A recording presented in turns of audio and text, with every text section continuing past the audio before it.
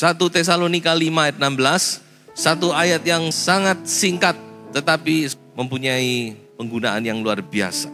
Bersukacitalah senantiasa. Rejoice evermore. Tidak tergantung dari segala situasi dan keadaan. Tapi sukacita harus ada terus di dalam hati kita. Kita memang seringkali tidak jelas sukacita dan gembira. Dalam bahasa Inggris dipisahkan dua kata ini. Ada kata joy, ada kata happiness. Happy. Kalau sukacita itu tidak terpengaruh dengan keadaan. Kalau happy, nah itu sangat tergantung kepada situasi dan kondisi. Kalau pas hati kita senang, wah kita gembira, seolah-olah kita bisa melupakan semua. Tapi nanti kita susah lagi. Gembira itu sangat tergantung dengan situasi. Kadang-kadang tidak ada sebabnya, tiba-tiba hati kita murung. Kadang-kadang lihat cuaca mendung aja kita sudah murung. Itulah kalau gembira, happy.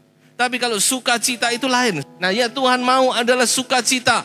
Tentu Tuhan akan memberikan happiness. Tetapi bukan sekedar cuma happy, cuma kita gembira sesaat. Tapi Tuhan mau kita punya satu sukacita. Ada satu definisi sukacita. Bahwa sukacita itu adalah satu jaminan yang pasti. Di dalam hati kita akan kasih dan karya Allah di dalam hidup kita, apapun yang kita alami. Nah inilah sukacita. Ya, tidak tergantung dengan keadaan situasi, tapi kita mempunyai di dalam hati itu satu ketenangan, satu kemantapan, satu jaminan di dalam hati kita. Kita tahu bahwa apa saja yang kita alami, kasih Tuhan dan karya Tuhan ada di situ. Tidak pernah meninggalkan kita. Kalau saudara punya yang demikian, maka sukacita itu tidak akan beranjak, akan terus ada di dalam hati kita. Saya akan bawa saudara untuk melihat satu kitab yang luar biasa di dalam Alkitab kita, yang ditulis oleh Rasul Paulus. Untuk melihat bagaimana Rasul Paulus ini dalam menulis kitab sukacita ini, dia sebenarnya tidak punya alasan untuk bersukacita. Karena dia menulis itu dari dalam penjara. Saudara kalau pernah melihat keadaan penjara itu sudah nggak bisa sukacita. Jangan saudara anggap, kadang-kadang kita lihat penjara itu seperti satu kamar-kamar sendiri. Enggak. Penjara itu saudara-saudara keadaannya kumuh, dicampur sekian puluh orang dalam satu ruangan. Apalagi zaman itu 2000 tahun yang lalu penjara itu di bawah tanah, dungeon namanya. Ruangan yang disekap, yang begitu tidak nyaman dalam segala perkara. Tapi disitulah Rasul Paulus menulis kitab sukacita ini, yaitu kitab Filipi. Ya, kita mau belajar bagaimana Paulus dalam keadaan yang demikian dia bisa berdoa dengan sukacita. Di dalam Filipi pasal 1 ayat yang keempat dikatakan, setiap kali aku berdoa untukmu, aku berdoa dengan sukacita. Tidak ada sukacita yang lebih besar daripada kita ada di dalam hadirat Tuhan. Amin. Hadirat Tuhan membuat segala perkara menjadi tidak ada artinya. Segala penderitaan menjadi kecil ketika kita ada di dalam hadirat Tuhan.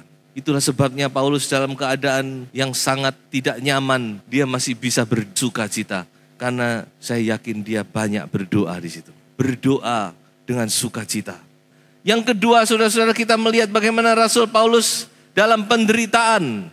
Dia menderita pun dengan sukacita. Dikatakan kepada sidang jemaat Filipi, dikatakan bahwa kita dikaruniakan bukan hanya untuk kita selamat, untuk kita diberkati, tetapi kita juga dikaruniakan untuk mengambil bagian dalam penderitaan Kristus. Sebab itu ketika kita alami penderitaan, kita pun bisa bersukacita. Kalau saya lihat surat Filipi, saya tahu tidak mudah bagi Rasul Paulus. Bukan cuma dia dipenjara secara fisik, tapi di luar dari penjara itu namanya sedang diserang. Dia dijelek-jelekkan, dia difitnah. Sudah bisa lihat, baca di kitab Filipi. Tetapi dia berkata apa? Bagiku itu no problem. aku tetap akan bersuka cita. Inilah yang kita lihat dalam penderitaan Rasul Paulus bisa bersuka cita. Dan kemudian dikatakan dalam berkorban, juga berkorban dengan bersuka cita. Coba saya baca saja ayat ini di dalam Filipi pasal 2 ayat 17 dan ayat yang ke-18. Tetapi sekalipun darahku dicurahkan pada korban dan ibadah imanmu, aku bersuka cita dan aku bersuka cita dengan kamu sekalian, dan kamu juga harus bersuka cita demikian, dan bersuka citalah dengan aku. Haleluya. 4 kali, saudara-saudara. Luar biasa. Jadi saudara-saudara, kita lihat inilah hati seorang hamba Tuhan. Bagaimana dia dalam keadaan yang menderita bagi orang lain, dia harus berkorban. Bahkan dikatakan kalau toh aku harus mencurahkan darah, itu sudah berarti kematian.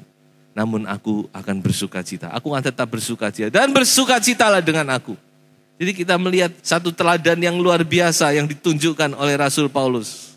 Namun kita mau lebih jauh tahu apa sih rahasia daripada sukacita Rasul Paulus. Mengapa Rasul Paulus dia bisa bersuka cita? Ada beberapa hal yang saya lihat ada di dalamnya. Rahasia-rahasia daripada sukacita ini, saudara. Yang pertama adalah kerendahan hatinya. Humility. Mengapa demikian? Kita bisa membaca itu di dalam pasal yang kedua. Bagaimana dia mengambil Yesus Kristus sebagai teladan daripada kerendahan hati. Yang mana dia mengingatkan kepada Yesus yang sudah lahir dari tempat yang maha tinggi turun ke dalam dunia. Meninggalkan segala kemuliaannya. Mengosongkan dirinya. Dan dia mengambil rupa seperti manusia biasa. Bahkan mengambil rupa seorang hamba. Sebab itu Allah meninggikan dia. Dan Rasul Paulus di sini menulis beberapa macam hal. Coba kita baca beberapa ayat di sini. Di dalam Filipi pasal 2 ayat yang pertama mungkin sampai ayat ketiga atau ayat yang keempat. Jadi karena di dalam Kristus ada nasihat, ada penghiburan kasih, ada persekutuan roh, ada kasih mesra dan belas kasihan. Karena itu sempurnakanlah sukacitaku dengan ini. Hendaklah kamu sehati, sepikir, dalam satu kasih, satu jiwa, satu tujuan, dan dengan tidak mencari kepentingan sendiri atau puji-pujian yang sia-sia. Sebaliknya hendaklah dengan rendah hati yang seorang menganggap yang lain lebih utama daripada dirinya sendiri. Dan janganlah tiap-tiap orang hanya memperhatikan kepentingannya sendiri, tetapi kepentingan orang lain juga. Saudara perhatikan ya, ini memang sepertinya kok nggak ada korelasi. Apa sih hubungan dengan sukacita dengan kerendahan hati? Tapi coba saudara renungkan, kita tidak akan bisa bersukacita dengan murni, punya sukacita sejati, kalau kita tidak punya kerendahan hati. Kenapa? Bayangkan saja kalau ayat ini tadi katakan. Orang yang tidak punya rendah hati, lihat orang lain diberkati, pasti hatinya sudah dongkol. Lihat orang senang, dia pasti punya jealous. Dia pasti setiap hari ingin bagaimana dia ada di atasnya orang. Dia tidak mau mengakui, artinya tidak bisa menghargai kelebihan orang lain. Dia selalu ingin kalau bisa saya tetap di atas. Pasti orang yang demikian tidak bisa sukacita. Gembira bisa, tapi sukacita tidak bisa. Coba saudara renungkanlah. Tidak kebetulan ini. Kalau Filipi mencantumkan pasal 2 ini tidak kebetulan. Kenapa? Apa hubungannya? Apa kaitannya dengan sukacita? Tapi Roh Kudus yang sudah memimpin Rasul Paulus. Sukacita itu hubungannya erat saudara dengan kerendahan hati. Dengan humility, dengan meekness, kelemah lembutan. Makanya Tuhan Yesus berkata apa? Belajarlah daripadaku. Aku lemah lembut dan rendah hati. Supaya jiwamu sentosa. Kita tidak akan bisa memiliki sukacita kalau hati kita tidak rendah. Saudara. Dan untuk rendah hati, lihatlah kepada Yesus. Siapa kita dan siapa Yesus. Lalu Yesus Kristus sejak dia rela melepaskan segala atribut kealahannya. Dia tidak pakai sedikit pun, dia tidak pernah menonjolkan diri. Dia sama sekali tidak menunjukkan. Hanya kepada 3 orang murid saja. Petrus, Yohanes, dan Yakobus. Dia pernah menyatakan kemuliaannya di puncak gunung. Kepada yang lain dia tidak pernah. Makanya orang tidak tahu, orang menghina dia, bahkan menyalibkan dia seperti manusia biasa. Sehari-hari biasa. Coba kita belajar kepada Yesus Kristus, Tuhan kita yang terkasih. maka saudara akan melihat bagaimana bahwa kita ini belum apa-apa. Maka dikatakan di sini ayat yang kelima, biarlah perasaan dan pikiran Kristus itu juga ada di dalam hati kita. Jadi rahasia sukacita yang pertama, saudara harus ingat, yaitu kerendahan hati. Saudara harus miliki kerendahan hati, minta kepada Tuhan. Dan Tuhan pasti akan memberi, walaupun mungkin dengan proses. Memang Tuhan kadang-kadang lewat proses merendahkan seseorang. Kalau kita mau sadar, kita akan menyerah kepada Tuhan.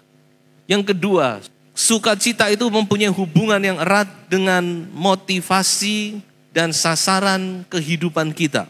Kalau motivasi kita benar, sasaran kita benar, maka kita akan memiliki sukacita. Coba saya bacakan itu di dalam Filipi pasal 3 ayat 7 sampai ayat 9 saja. Tetapi apa yang dahulu merupakan keuntungan bagiku, sekarang kuanggap rugi karena Kristus.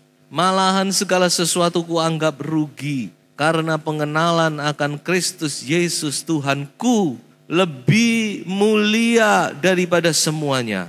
Oleh karena dialah aku telah melepaskan semuanya itu dan menganggapnya sampah, supaya aku memperoleh Kristus dan berada dalam Dia, bukan dengan kebenaranku sendiri karena mentaati hukum Taurat, melainkan dengan kebenaran karena kepercayaan kepada Kristus, yaitu kebenaran yang Allah anugerahkan berdasarkan kepercayaan. Dan seterusnya, saudara bisa baca-baca terus saudara ya. Bagaimana, apa tujuan sasaran hidup Paulus. Sasaran ini harus benar, tujuan hidup ini harus benar. Kalau enggak, kita enggak bisa mencapai sukacita itu. Sasaran Paulus cuma satu, berada dalam Kristus, mengenal Kristus. Bahkan dia katakan apa? Bersekutu dalam penderitaan, luar biasa ini. Tapi itu memang sasarannya dia. Makanya kalau ada ini itu terjadi bagi dia itu sepele, kira-kira gitu.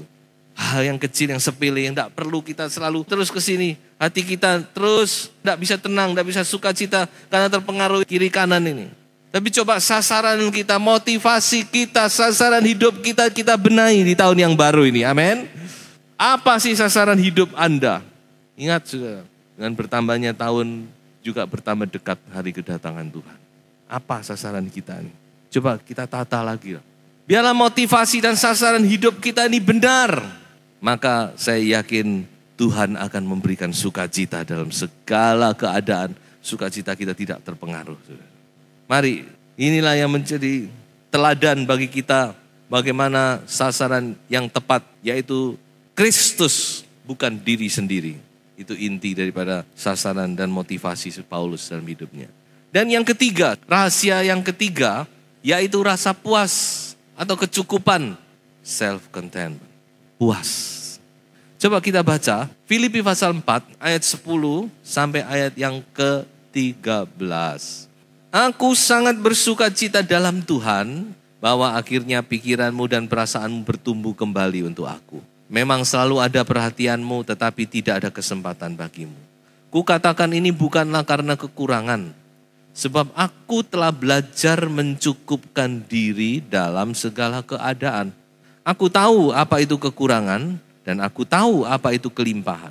Dan dalam segala hal dan dalam segala perkara tidak ada sesuatu yang merupakan rahasia bagiku, baik dalam hal kenyang maupun dalam hal kelaparan, baik dalam hal kelimpahan maupun dalam hal kekurangan. Segala perkara dapat kutanggung dalam Dia yang memberi kekuatan kepadaku. Jadi saudara kita lihat, inilah salah satu rahasia kenapa Rasul Paulus dia bisa bersukacita dalam segala keadaan. Waktu dia bebas, waktu dia disanjung-sanjung mungkin oleh orang, dia bersukacita. Waktu dia dibenci, diejek, diolok-olok, dia juga bersukacita. Waktu dia nyaman, dia bersukacita. Waktu keadaannya tidak nyaman, di penjara dia juga bersukacita.